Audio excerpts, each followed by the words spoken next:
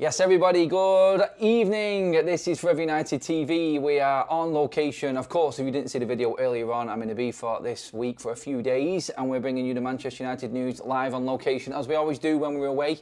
I did say, and I did warn you this morning in the live show, I'm manifesting some transfer news for Manchester United, and that transfer news has hit in a massive way. We updated you earlier on, midday. It was a bit frenetic. I was all over the place, just getting into the hotel, just checking in, and obviously the news just hit us like we didn't expect it, did we? Did we expect Manchester United to bid? We were asking that question this morning. Anyway, United are in for Benjamin Sesko. We're going to bring you all of the updates and everything that's happening with the bid, where we're at right now, what Romano said, what all the other journalists have said. As we always do, we're going to bring you all of that information. I want to get your comments in. We've not done a live for one live yet today, so this is your chance now to get your comments in. Welcome back to the live, everybody. I can see loads of people already in, but if you are playing catch up later on, of course, make sure you get your comments in on the comment section regarding everything that we're talking about here tonight, because the news is big, the news is massive. The news is Manchester United now favourites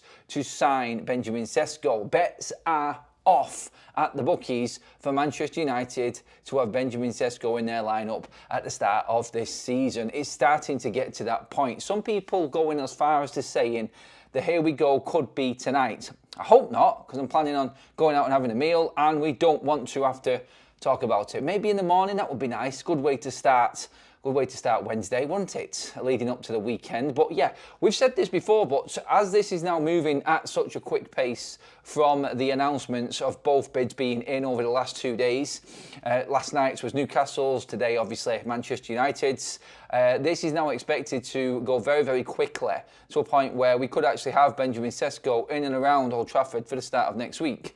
It could be one of them scenarios if United did get the go-ahead where he could be in the stands and potentially unveiled to the fans at weekend. Big ifs, big buts. Leipzig haven't accepted the offer yet, but it is for now with Benjamin Sesko not playing and being confirmed as now training on his own by Leipzig. They are leaving him out of the squad. They are accepting that he is leaving. Why would a club do that if they were fully confident that he is not leaving? Why would they do that if they thought he wasn't leaving? I mean, this, I think now, just kind of tells you exactly where we're at with this one. Final stages and crucial moments now. As Romano said, he loves that word. These are crucial days now for Benjamin Sesko and his future. Decision we are waiting for, the only decision now, is from Benjamin Sesko himself, and if he actually wants to be a Manchester United player. The most interesting one that I have seen through all the day, and it isn't through a normal source, it's not someone we mention a lot, it's the Sky Sports presenter Keith. Now, Sky Sports Keith, I can't remember his second name, sorry, but he's the Newcastle fan, the correspondent for Sky Sports, and his comments. Now, he was quite bullish in actually bringing out the news alongside Craig Hope, the Daily Mail journalist from Newcastle, also who covers them and is on tour with Newcastle over the last couple of weeks. Them two alone have been pushing the Newcastle side and have been bang on the money. To be fair to both journalists, they've pretty much got it right from Newcastle's side, and they have been driving this forward. But he said something that was killer earlier on today.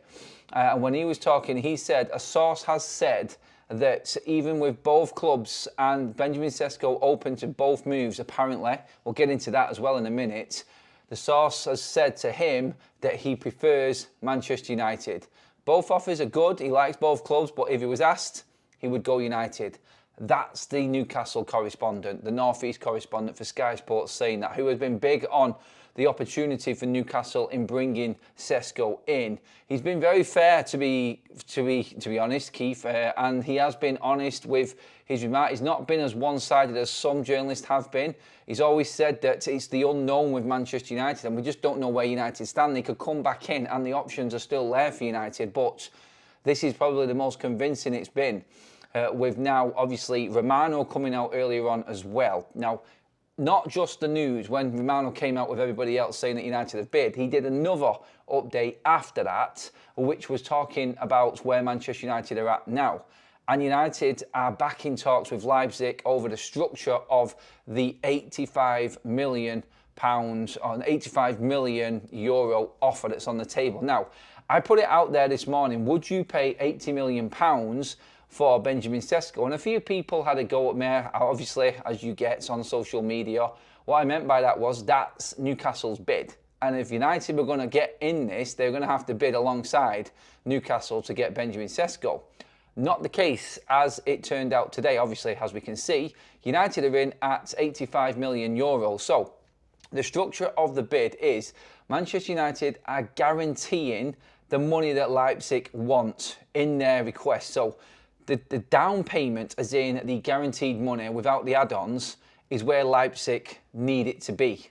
It's the add-ons and the rest of the deal and how easy it is. And Romano went big on this. It could be that Newcastle have bid more on paper, but Leipzig won't receive that money easy as they would with Manchester United. In fact, it could work out that Manchester United do in fact pay more for Benjamin Sesko than that bid that's on the table right now for Newcastle. So it is 75 million euros down on the table for Benjamin Sesko from Manchester United, then 10 million in add-ons, 5 million of which are very easy to get. So Manchester United's bid, realistically, looking at it, if they're easy add-ons, like Romano was saying earlier on, it could be 20 games played in a season, it could be 10 goals scored in a season, 15, whatever you want to make it, but apparently, and there is no detail on it, apparently they are very easy to get. So you can pretty much say that this is 80 million euros that Leipzig are going to get. The other 5 million is obviously going to be harder, and it's going to be in different stipulations throughout his time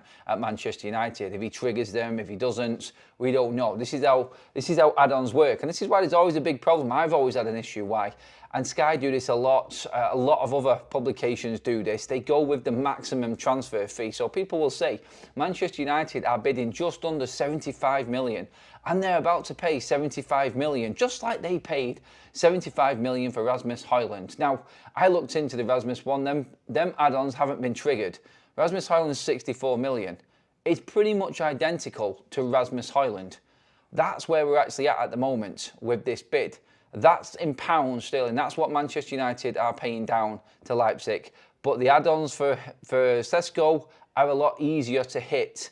And therefore, I think United are confident they can convince Leipzig that they've not just got the base figure, what they want out of this, they've also got the added incentive of them add-ons actually being easy and achievable to get hold of. So that's where Manchester United feel, I think anyway, and what I'm reading through these reports is that they are actually thinking that this now is a position where United are the power play. United are ahead of Newcastle because, like what Keith said from Sky Sports, like what other people have said, like Janaga Fjortov, Benjamin Sesko has always favoured Manchester United.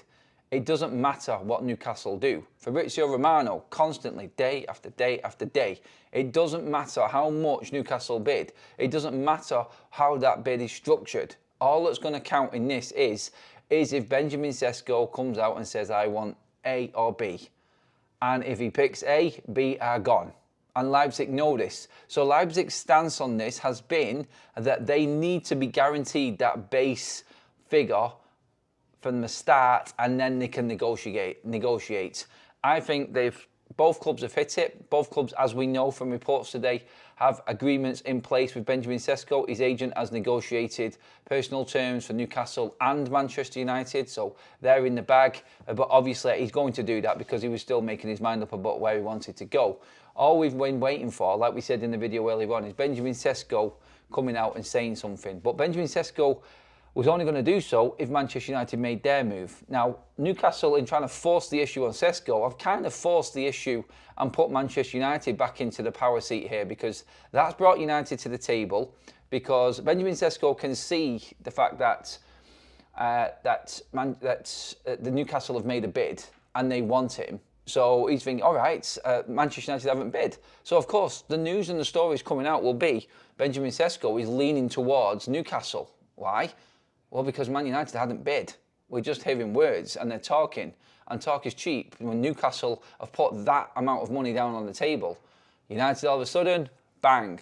And Sesko will know that Manchester United's bid for Leipzig is enough. Great piece and great article from Jan Fjortov on his stance on this. Not his stance on this, but his point on this in that Manchester United bidding exactly €5 million less than what Newcastle have is that special club agreement.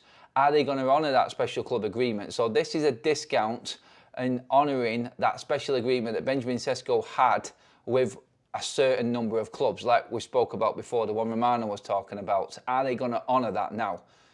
We've hit what they want as a fee up front. The add-ons will come in pieces, some, majority, easy to get, and some later down the line, even more so. Leipzig could, if Sesko turns out to be the world beater that they're rating him at, and the price that the clubs are going to have to pay for him for, then they will get more money for him down the line. But that's the breakdown of the whole deal at the moment. And now we're just waiting. Like Chris Wheeler came out before and said, all bets are off at the bookies. Manchester United now, you won't be able to make a bid for United taking Sesko. Everything that I've said, like I said in the video before, everything that every journalist has been talking about has been leaning towards United getting their hands on Benjamin Sesko now. There was a reason why Newcastle's bid wasn't accepted. It wasn't rejected, it wasn't accepted. It was kind of floating around there, waiting for Manchester United. Now, Sky Germany tried to run the story earlier on. In fact, they did run the story earlier on that RB Leipzig are trying to create the bidding war between United and Newcastle, but United will not be drawn in. They've waited for Newcastle to make their move, and now they know and are fully confident, like David Ornstein said, and Romano has said, and Fjortov, and Plettenberg, and Sky Germany, and everybody else has said, United now confident because of discussions that they have recently had in the last hours with Sesko that he wants United. Bang, in goes the bid, makes complete sense to Manchester United. It is sensible transfer business from the football club, which is a refreshing change. And all of a sudden, Manchester United are in the box seat and it's looking ever closer to being completed. That, I think, has been the biggest development of all, in the fact that United, off the back of what Ornstein said, making this bid was them knowing that Sesko wanted Manchester United. And now we're waiting for the official side of things. But Romano, as well, on top of that, saying, of course, that Manchester United now, just after the breaking news earlier on, coming out again and saying that United are now in talks over the structure of the deal for Leipzig and that price. If they're discussing them and negotiating them, then we can actually see this deal moving forward, and moving forward very, very quickly now. Because I said this before, I just don't see United spending this amount of time talking to Leipzig, and we know they have been talking to them through every journalist that's been reporting on this story, and not having an idea of what Leipzig want. They know the ballpark figure. I think this is, I said it and I used the example of Brian and Mbumo. It was like, bang, there's your 65 million down. Bang, there's the add-ons, it's going to go 70. It was instantly accepted 2 days later. I think we're going to know this week. I think this deal is actually going to get a here we go this week at the latest. Before the weekend, before the game against Fiorentina, I think Manchester United will have this deal wrapped up personally. I think we'll have an agreement in place, in principle, with RB Leipzig. We know that personal terms have agreed. This is all done. All we're waiting for now is the structure to be finalised and Fabrizio to come out with his here we go, or it's a done deal from David Ornstein. I think the only thing now, really, to actually discuss and think what might happen is who actually comes out with it first. I think that's the only thing now to debate, really. Is it going to be an Ornstein or is it going to be a Romano on this one? My money right now, probably Ornstein, with the way that this summer has gone. I think he will get the scoop on this one, and it will be him that announces this. Look, I'm saying this off the confidence of everything that I've listened to and what I've read today from all of these reports. Every single journalist, from Simon Stone to Plettenberg to Ornstein to Romano to Sky Germany to Jan Fjortov, all of them saying the same thing. So that's why my video today and this live is based off that and United being confident. Obviously, Sky Sports Keith as well, the biggest pusher in this for Newcastle as a journalist, North East correspondent in Sky. Him saying that his source has said that he wants Manchester United, prefers Manchester United. It's all going one way. And he's not playing for Leipzig. and Leipzig are accepting that he's gone. He's agreed personal terms. It's happening. It's moving forward. Let's get some comments in on this, everybody. Let's get your thoughts. We have plenty of super chats to get through first of all. Thank you, everybody, for being part of the show again. And again, thanks for all of your comments earlier on in the video that we did when we broke the news that the bid had actually gone in. So thank you, everyone. Again, I know I keep saying thank you, but I do appreciate it. Roz with the first super chat says, can't help but feel Vival's job is tied to this signing long term, even though he didn't bring in Rasmus. Back-to-back striker flops above 70 million and not a good look. Look, he has put his name to Benjamin Sesko. We all know this. The man brought him through, so he knows what he's doing. But let's be honest, like Christopher Vival has really shone in Manchester United's recruitment team in bringing in some younger talent, which we're hoping is going to be beneficial for us in the future also. So I'm looking at this and I'm going, I don't think Christopher Vival is too concerned right now. Ineos, as we've seen with Dan Ashworth, don't employ people that they don't believe in. I think they've actually trusted in Vival's say on this, and so has Ruben Amorim. And this is why you bring these people in. If you're not going to trust their knowledge, what was the point in bringing him in the first place?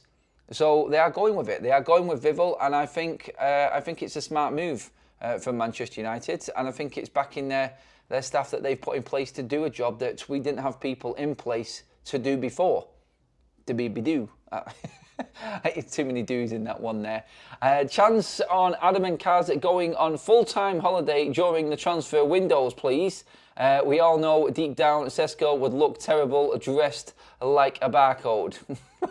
Yeah, me and Kaz would happily continue to go on holiday if it meant that Manchester United got their targets. Yeah, we've had a great summer so far. How big are the signings? I've seen it before. And you know when I said that people are actually, and the journalists and the media companies and all the broadcasters would make it look like Manchester United have spent more than what they actually have. They put the add-ons on top. They put the add-ons actually on top of the transfers. So at the moment we're at around about 73 million for Benjamin Sesko, 62.5 for Matthias Cunha, and then making Brian Mbeumo stand at 71 million as well. So they're saying, and they're calling this Manchester United's £200 million strike force. This is a change. It's not a million miles away, but it's not 200 million. We haven't triggered them add-ons yet. So realistically, again, yeah, I see it, but they're big, aren't they? Massive signings, and I just love the fact that we're shutting a lot of people up, and a lot of the naysayers who weren't confident in this window, we have conducted ourselves well, and business has been done properly by Manchester United this summer. Very, very impressed myself with what is happening right now, and getting Benjamin Sesko over the line will just be another piece of the jigsaw puzzle that we need. Yes, we then need to move on to midfielders. I don't believe we are going to go without. I think someone will come in. The loan market could be very handy. Let's see. Very surprised by Saeed calling for us to pull out of the race last night. Other channels are really clueless. Sometimes, thank God, for the holiday show. Thanks for the holiday show, yeah. No, Saeed on him, I don't think was wanting to pull out. I think he was going to pull out off the back of trying to match the bid from Newcastle. Now, I think that changed everything. And United's approach today surprised everyone. I've seen people on X who were claiming that this deal was done last night. It was agreed. Completely flip-flopping and going right back on themselves. Absolutely making fools out of themselves by saying that this deal was done to Newcastle. This was never done to Newcastle. And everybody knows it was never done because we was listening to the right people. But when Newcastle went in with that bid last night, I was myself thinking, and I said it on this morning show, I don't think Sir Jim Radcliffe is going to match that bid. I don't see him spending £80 million on a striker. And he's not. People, because we had some form of agreement behind the scenes, and it threw everyone off a little bit. But United always had a plan. United always had a plan in the works, and there was always something going on behind the scenes from what I can see, and now we're all finding out about it. So yeah, that's where Manchester United have made this work for them, and long may it continue. If this is our approach to future transfer windows with big signings and we've got big competition fighting for the same sort of player, then bring it on. Bring it on is what I say. Because Sesko cut the ribbon to the new Carrington. No, the players are going in tomorrow to Carrington, apparently, according to Laurie Whitwell. Rest day today, and then back into the new Carrington to have a look around. Sorry, say that again? Yeah, opens on Friday is the Carrington training ground. Officially for people to train in anyway. So, yes, that is. Let's get into some more. What's that mic? What are people talking about? What's that mic? Shut up. Stop winding me up about the mic. The mic is fine. All right, let's get some more on this. Get your comments in on Sesko, please, everybody. Sky Journal's in a bit of a shock of the buys United have done. Let's shock them more, sell the rest of the bomb squad and get a cheap goalkeeper and a free midfielder. On the goalkeeper, by the way, John Victor will not be Manchester United. He's going to West Ham. So that's another goalkeeper we've been looking at that could have come to United that isn't going to come to Manchester United. That's a deal that is now out of the way. Don't have to worry about that. The Donnarumma situation isn't going to go away either until he signs a new deal or someone takes him. I said last night, as people were asking me, and I said it on Twitter this morning, would you bid 80 million? And this is where I was just, people were getting mixed up with what I was saying. It's not 80 million pounds, 80 million euros, it's all inclusive. I was getting absolute dog's abuse from some people on X this morning. Like, I didn't mean 80 million euro. I was talking about 80 million pounds being what Newcastle have bid, which is where they are at. That's what it works out at for Newcastle. Would you spend that much money? Would you go above that? Because I'm thinking in normal transfer windows, before today, before normal transfer dealings, you had to at least match a bid that's actually already in or go a bit higher. But United didn't. They went lower. So, yeah, it was a little bit confusing how it went down today, but I was just under the thinking that Manchester United would have to go higher than Newcastle, as you would normally have to do in a transfer window. But hey, look, United have gone low and now negotiations are on with Leipzig. And I think in time we will all find out the details of this transfer and where Manchester United are actually at with it, how we made this deal happen. Everything happens afterwards. We find out about all the details afterwards and how it actually broke down. But as it is at the moment, this bid from Manchester United, which is around 74 million in total pounds, is being negotiated with Leipzig. Now, it is cut-off time. Like Newcastle said that today was deadline day. Sky are reporting that Newcastle want to know today for definite. The word is, like we said earlier on in this live show, that Benjamin Sesko wants Manchester United. So we're going to see Newcastle drop out today if they're going off their word, and that's what Sky have said. And then we're going to see Manchester United move forward with Leipzig and find out the structure of this deal probably as the next days pass by. So yeah, that's where we're at right now. But get your other thoughts in on other players that United could possibly go for this summer as well. I thought if we didn't go for Sesko and Newcastle did win this race, maybe we're going by Donnarumma and Baleba. Sorry, not Baleba, because I think he'd be a bit more. But maybe going by Edison, maybe going by Donnarumma with that money. That's how far that could have taken Manchester United. So yeah, looking at it, there is different situations that Manchester United could have done and gone down if we didn't get Sesko. But it looks like now, like we've said, it all looks good and he's going to be ending up at Manchester United. Please do hit the like button on the video. We're already over 600 likes, everybody. Absolutely destroying it. Thank you. Everybody is more upbeat again today, which is good to see. It means United are doing well in the transfer window. And of course, make sure you always hit that subscribe button as well, everyone. We're on the brink. We're trying to get to that 95k mark now. 5 more than what we actually thought we would before the start of the season, which is very good. Graham with the super chat. In we go. He says, you need to remember Newcastle paid 58 million for Isaac 3 years ago. A risk? Question mark. I would say no. I would say so. Sorry, not no, but so. At some point, you have to trust recruitment. A recruitment team and a management team is what we've all been crying out for. Sesko is a player that has been touted, been looked at, been scouted, everything over the last 5 years for Manchester United. And this is our 3rd attempt. Except this time it looks like we're not going to strike out on the 3rd attempt to sign him. It looks like we're going to get the deal done. It's big money. It's a risk. And I tweeted it out before. People always now that Sesko's coming to Manchester United, he isn't worth it. Look at Manchester United spending 70 plus million on a striker that got 13 Bundesliga goals last season. This is what you're going to get now. So I put a tweet out just a moment ago before we came on live. Great to see all the anti-United fans out there, all the anti-United people pushing the 13 Bundesliga goals for 74 million for a 13 Bundesliga goal striker. Typical Manchester United, yeah, because cup goals and Champions League goals don't count anymore, apparently. Yet that's 21 goals last season, with yet 6 assists, taking Benjamin Sesko to a goal involvement every other game in all competitions last season. Oh yeah, and a goal every other Champions League game. And then just under 20 goals at international level as well. Don't forget about that. Yeah, if you want to look at the league goals, I would take 13 league goals from Benjamin Sesko this season, coming into Manchester United and the way we are. 13 to 15, I'm all right with that. That's a good number for Manchester United and where this team is at. It's still developing and learning together. And Mbeumo will take the pressure off, Cunha will take the pressure off, Bruno will take the pressure off, because all them players are going to score. But what this is a player that's going to come in, that's going to help Manchester United actually play a certain way. He's going to link play up. He's going to use the ball better than the forwards we've got at the moment. I don't want to mention Rasmus Højlund, just digging him out constantly and sound like I'm having a go at him, but he's better than Rasmus Højlund. There, I said it.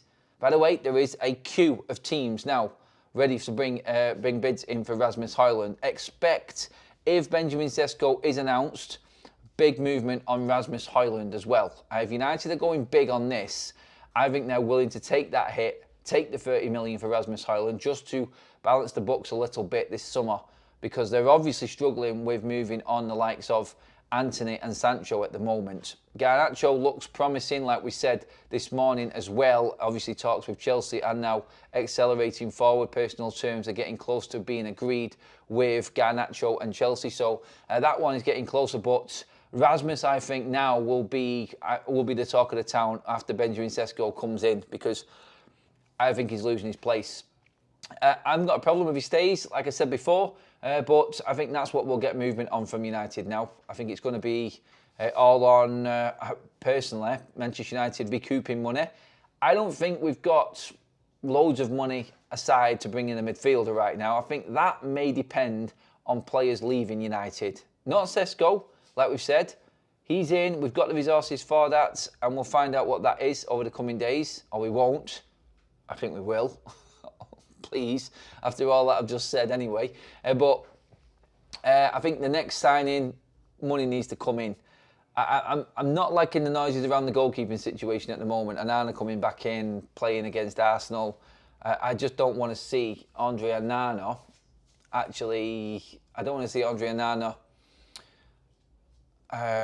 starting games and being Manchester United's goalkeeper throughout the season. I really don't.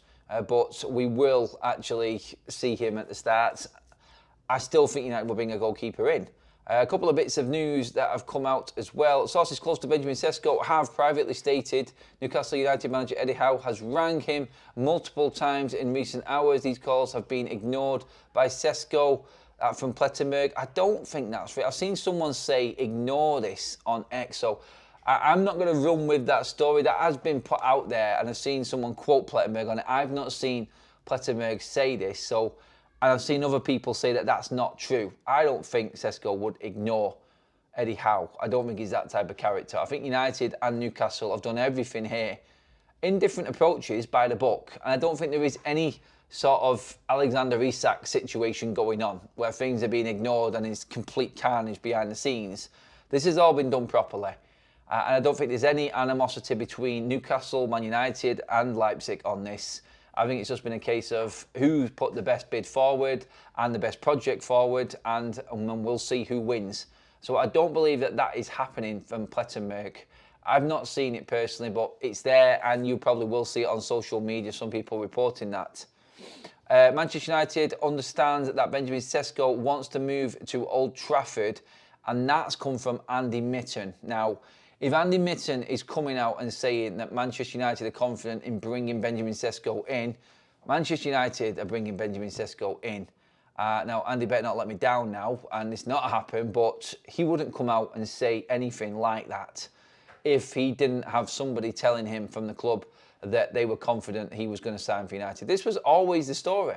Jan Fjortov, Sky Germany, Florian Plettenberg, all of the German reporters were all talking about, and Patrick Berger was another one as well, talking about Benjamin Sesko preferring Manchester United. It was always there. We've been talking about it forever and a day, and now we're in a position where it looks like that was the case, and he was waiting for United to make a move to go through with this, and he is now going through with it because he's about to sign for United.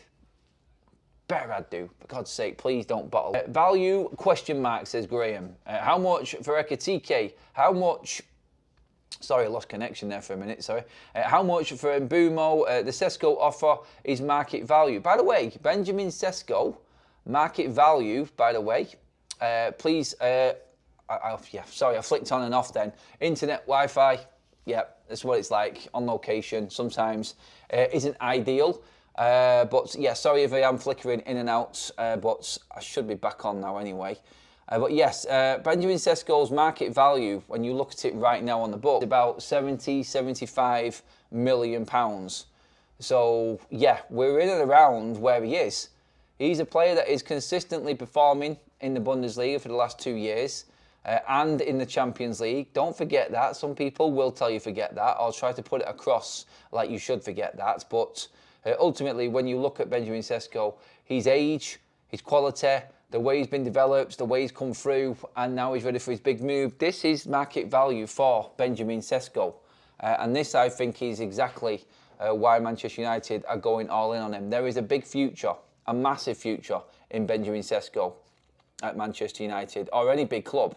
Let's get some more comments in. Master says he's good. Arsenal, Newcastle have done proper research. If they feel he's right, a replacement for Isaac, he has to be good, sorry.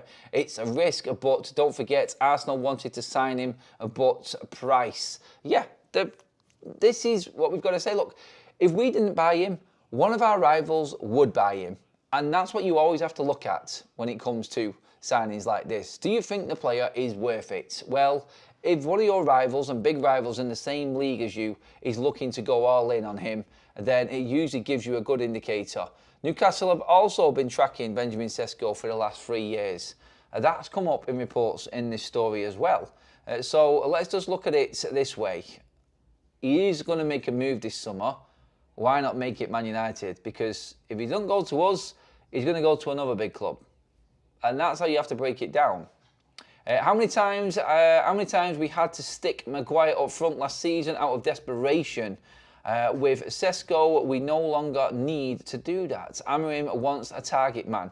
He isn't just a target man. I had a great piece on TalkSport from Andy Townsend the other day. He's not your average target man. He's one of them strikers, and he was going into detail on strikers. He says not all strikers have that ability to hit the ball crisp and clean every single time. Like obviously Sesko doesn't every time, but he has got that ability to smash a football and absolutely muller it into the net. And I know what he means by that crisp hit, because no, not all strikers actually do what Benjamin Sesko does in hitting that ball. He has got an absolute cannon on the end of his foot, and hopefully we see the best of that. I think Townsend is right. There is a purity to the way that he plays. He's not a finished article. He's a rough diamond.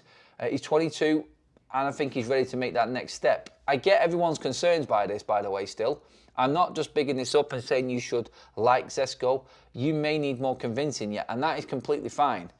I get that, and I think that there's a lot of Manchester United fans that are not convinced by this, and we should have got the more experienced striker in someone like an Ollie Watkins or someone like that. But look, United made the call. United went all in on Sesko. There was a choice. There was a few strikers in the mix, and now we're at a point where we have gone all in on Sesko, and it looks like they're backing Amorim, they're backing Christopher Vivell, and we are going to be bringing in I think probably one of the best strikers in Europe in his age category out there at the moment. He tops up every under 23 table that people have made up. Yes, you could say, well, Adam is coming into a team that's going to be, and a league that's going to be with players that are upwards of 25 going into 30s. It doesn't matter. But look, what you've got to look at on that side of it, when people make stats for under 23 players, it's the development pathway. He's outperforming everybody at his age at a lesser club right now. And that's what you've also got to look at. Leipzig are not a good side, and he's still getting numbers for a poor side. So put him into a good system, and a system manager like Ruben Amorim, get him in there with a key role to play, and we will actually see the best out of Benjamin Sesko, I feel. So, yeah, I think he's going to get better at Manchester United, personally. Let's get some more comments in on this. Adam, until I see with Ruben Amorim holding our top up, shaking Ruben's hand, I can't believe it, mate. No, it's not that. It's a here we go, mate, I think, what we need, Sean. That's when we know it's happening. Unless you're Spurs. Anyway, that's the only team I've ever seen a here we go wrong for in Morgan Gibbs White. But if we get the here we go from Romano, then that is your confirmation that this is done. Or the Ornstein done deal. I think that could come tonight. I do. I've just got a feeling that something is building up here. I think something's actually happening. And United made this bid knowing that they were going to get this deal done quite quickly. I think it is going to be one of them fast-moving things now.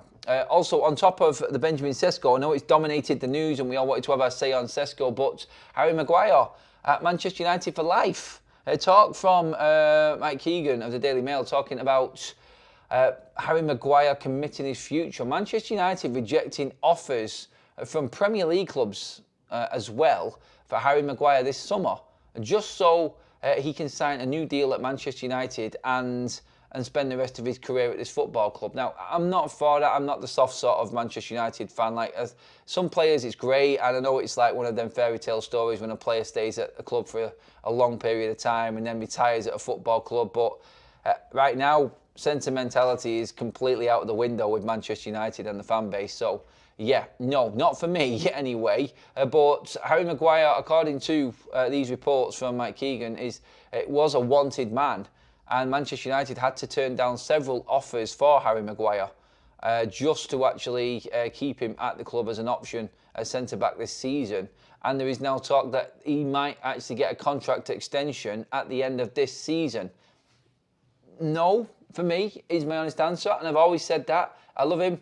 Thank you for turning it around, Harry Maguire. 6 years is enough, though.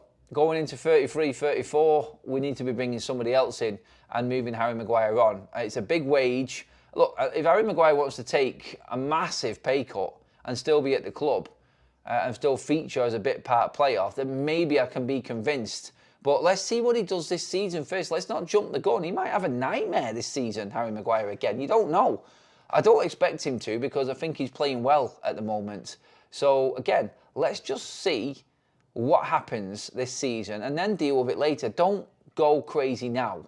And definitely don't give him more money than what he's on right now. That would just be absolute stupidity from Manchester United. I don't see Ineos doing that anyway. Simon Kennedy in the chat says, Ineos are sticking to their plan 26, plan 26 and 2028. Look, we're still not winning the league in 2028.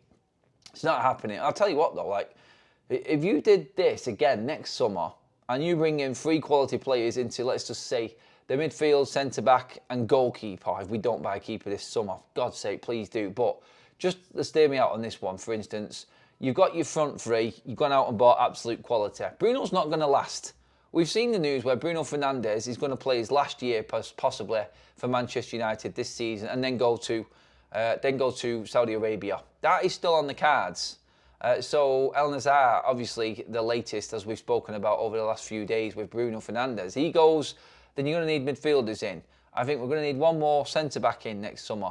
I think we're going to need 2 central midfielders, obviously, next summer as well. We need a central midfielder now. So if we buy one now who's decent, we're going to need to spend big on another one next summer as well, I feel. So I think next, maybe you're looking at the wing-back, possibly. I mean, look, Ahmad and Dorgu might smash it this season. Leon might come forward. I think Manchester United have got that area covered pretty much at the moment. But still, I would like to bring in a little bit of strength and depth in other areas as well. So we got the strike force sorted this summer with Benjamin Sesko coming in. Cunha and Mbeumo, fantastic. What a window. That gives me confidence that United could actually still make top 4 this season without Champions League football.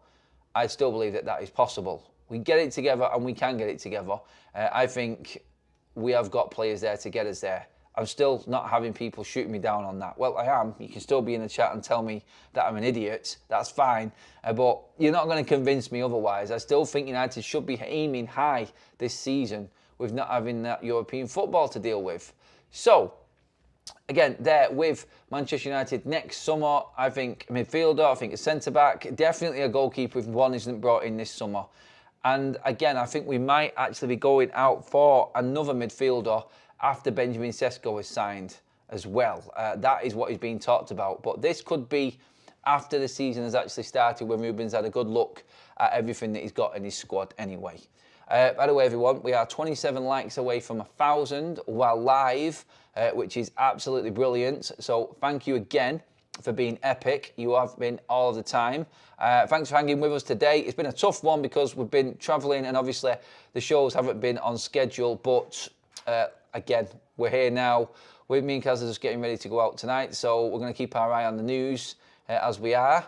And if anything does break, we'll bring you some more later on as well when we get back. I've just got a sneaky feeling something is bubbling behind the scenes right now, and there is going to be an announcement soon. Is it the here we go? Is it verbal agreement in place? I don't know. I'm excited by it though. I am excited by it. But hey, look. London, thank you for the gifted membership. Yellow Bathing Suit has taken that. Well, good to see you back in Yellow Bathing Suit, mates. Good on you, buddy. We can't make top 4 unless the keeper is replaced. I kind of agree with that, Dacia Sandero, mate. I know. We do need to actually sort the goalkeeping situation out. But yeah, John Victor has gone, or is going to Villa. We haven't heard anything on Sene Lamens recently. I think we're waiting on Altay Bayındır leaving. But TikTok window is coming to a close. We are into the last 20 plus days now of the transfer window. So let's see what happens. Anyway, that is our show this evening, everybody. Quick fire, straight to the point. If anything happens later on, I will be back with you all again, as I always do. But for now, everyone, massive thank you to the mods for sticking with me. And everybody in the chat, all the comments, all the super chats, the new members, new subscribers who've joined us tonight, everyone who's liked the video, really appreciate that. Pop one on if you haven't already onto the video before you finish. Make sure that you do hit the subscribe button, please, everyone. We're on the climb. Let's keep it moving. And I will see you all later on, maybe. If not, bright and early in the morning as always. Something's coming, trust me. I'm telling you.